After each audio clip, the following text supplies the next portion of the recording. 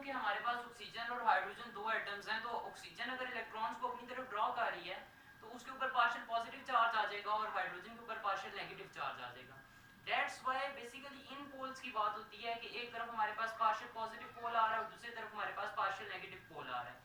इस वजह से ऐसे कंपाउंड्स को जिनमें पार्शियल पॉजिटिव और पार्शियल नेगेटिव पोल्स बन जाते हैं, ऐसे कंपाउंड्स को हम पोलर कंपाउंड्स का नाम देते हैं। अब हमारे पास एक कॉन्सेप्ट है कि लाइक डिसॉल्व लाइक, कि एक जैसी चीजें एक जैसी चीजों में ऐड हो जाती हैं। मतलब कि अगर कोई कंपाउंड पोलर है तो पोलर में ऐड होगा, नॉन पोलर है तो नॉन पोलर में ऐड होगा। नॉन पोलर कोवेलेंट बॉन्ड ऐसा बॉन्ड होगा जिसके अंदर हमारे पास इलेक्ट्रॉन्स की इक्वल शेयरिंग होगी, ना कि पोलर कोवेलेंट बॉन्ड की तरह जिसमें अनइक्वल इलेक्ट्रॉन्स शेयर हो रहे होते हैं। तो इस वजह से पहली चीज वाटर की हाई पोलैरिटी, और हाई पोलैरिटी इस वजह से आप देखें पोलैरिटी उतनी ज्यादा हाई होगी जितना ज्यादा आपका इलेक्ट्रोनेगेटिविटी डिफरेंस होगा। अगर आप ऑक्सीजन को देखें तो 3.5 इसकी इलेक्ट्रोनेगेटिविटी और हाइड्रोजन की 2.1 है, तो मैक्सिमम हमारे पास इसका इलेक्ट्रोनेगेटिविटी डिफरेंस आ जाता है। तो दैट्स व्हाई ये काफी ज्यादा बॉन्ड जो है आपको इसके अंदर पोलैरिटी नजर आएगी। और हाइड्रोजन वाटर जो है वो हाईली पोलर कंपाउंड होता है, इसी वजह से हम इसको नाम देते हैं। और ऑक्सीजन जो है वो 3 हमारे पास पता है कि सबसे ज्यादा इलेक्ट्रोनेगेटिविटी वाले आइटम्स हैं, उनमें से ऑक्सीजन होती है, नाइट्रोजन, ऑक्सीजन एंड फ्लोरीन। तो देखिए ऑक्सीजन जो है ये काफी इलेक्ट्रोनेगेटिव है। अब वो जिस टाइम हाइड्रोजन से इलेक्ट्रॉन्स को अपनी तरफ ड्रॉ करेगी तो हाइड्रोजन की तरफ तो इलेक्ट्रॉन बहुत कम रह जाएंगे, तो उस हाइड्रोजन को फिर जाहिर है इलेक्ट्रॉन उसके पास नहीं है तो इलेक्ट्रॉन डेफिशिएंट है, तो हाइड्रोजन को हम हाईली इलेक्ट्रॉन डेफिशिएंट एटम का नाम देते हैं। अब वो इलेक्ट्रॉन नहीं है तो जाहिर है वो इलेक्ट्रॉन्स को अट्रैक्ट करेगी दूसरी तरफ। वाटर का जो दूसरा मॉलिक्यूल होगा, आसपास जो मॉलिक्यूल्स होंगे उनकी जो ऑक्सीजन है मैंने दिखाई है, लोन पेयर्स होते हैं ऑक्सीजन के ऊपर 2। अब इन लोन पेयर्स को वो highly electron deficient hydrogen atom in lone pairs के साथ लूज अट्रैक्शन करती है, बॉन्डिंग करती है। इस बॉन्ड को हम हाइड्रोजन बॉन्ड का नाम देते हैं।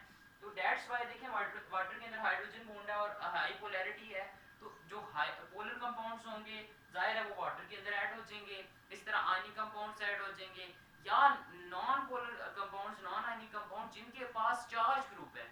आप केमिस्ट्री में पढ़ा होगा अल्काइल चेन जो हमारे पास होती है वो नॉन पोलर है, लेकिन उसके एंड पे अगर कोई ऐसा फंक्शनल ग्रुप लगा हुआ है जिसके ऊपर चार्ज है, तो charge groups, non polar compounds with charge groups, वो भी वाटर के अंदर डिसॉल्व तो आप ना कहें, डिस्पर्स हो जाते हैं, वाटर के अंदर ऐड हो जाते हैं।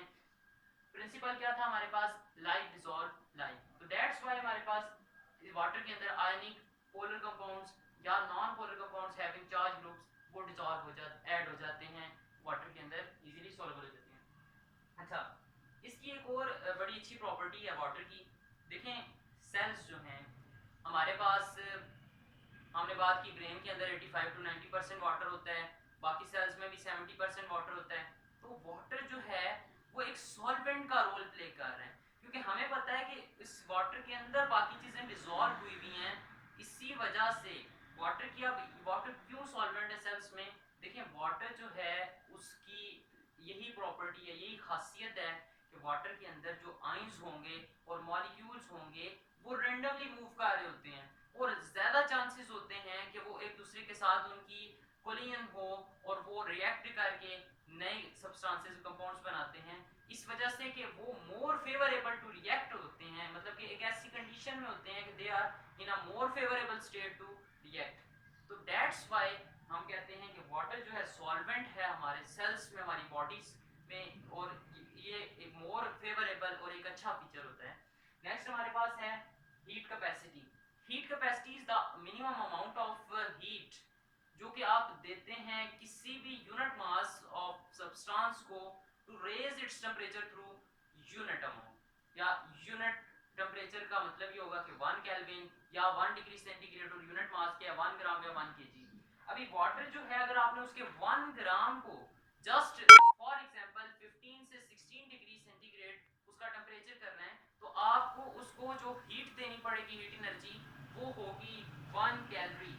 या अगर आप बात करें, अगर आपने वाटर के 1 केजी को इवेपोरेट करना है, सॉरी इवेपोरेट नहीं, उसका टेंपरेचर 1 डिग्री सेंटीग्रेड से 2 डिग्री सेंटीग्रेड, यानी 1 डिग्री सेंटीग्रेड उसका आपने टेंपरेचर बढ़ाना है। अगर 1 केजी का 1 ग्राम के लिए 1 कैलोरी था तो 1 केजी के लिए 1000 कैलोरी होगा।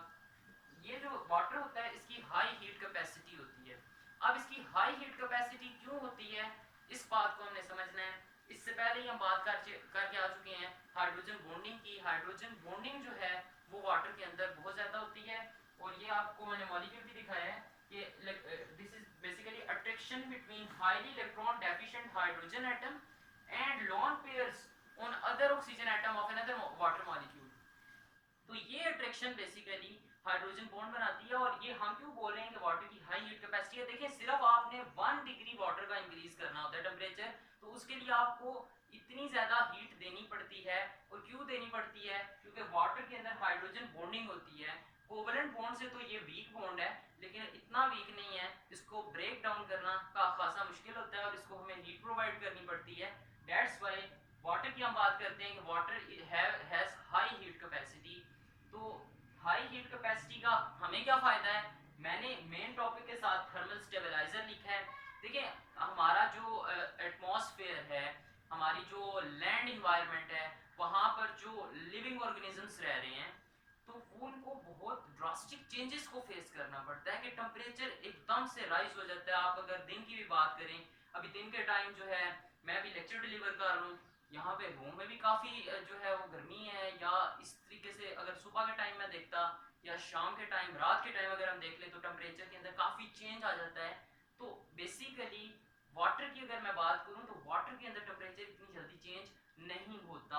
और टेम्परेचर इतनी जल्दी चेंज क्यों नहीं होता, क्योंकि मैंने जिक्र किया कि water as a high heat capacity, अगर आपने उसका थोड़ा सा भी टेम्परेचर इंक्रीज करना है तो आपको उसको हाई हीट प्रोवाइड करनी पड़ती है।